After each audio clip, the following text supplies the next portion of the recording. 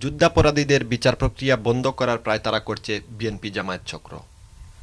জনগণের ভোটে নির্বাচিত আওয়ামী লীগ সরকার যুদ্ধাপরাধীদের বিচার কার্য সম্পাদনের মাধ্যমে জাতিকে কলঙ্কমুক্ত করবেই।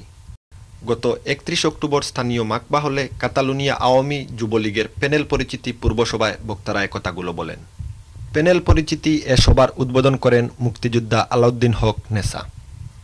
নবগঠিত আওয়ামী যুবলীগের সভাপতি মোহাম্মদ মনিরুজ্জামানের সভাপতিত্বে ও সাধারণ সম্পাদক কাজী আমির হোসেন আমুর পরিচালনায় অনুষ্ঠিত আলোচনা সভায় অন্যান্যের মধ্যে বক্তব্য রাখেন কাতালুনিয়া আওয়ামী লীগের সভাপতি মিজানুর রহমান, সাধারণ সম্পাদক নূরে জামাল খুকন, শাহ আলম স্বাধীন, মুক্তার মিয়া প্রমুখ।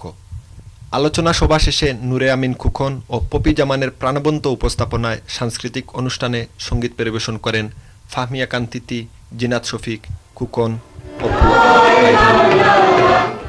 নৃত্য পরিবেশন করেন মিম ও চন্দ্রিমা। হলভর্তি দর্শক সাংস্কৃতিক পরিবেশনা উপভোগ করেন। আফাজ্জনী, এনটিভি নিউজ, বার্সেলোনা, স্পেন।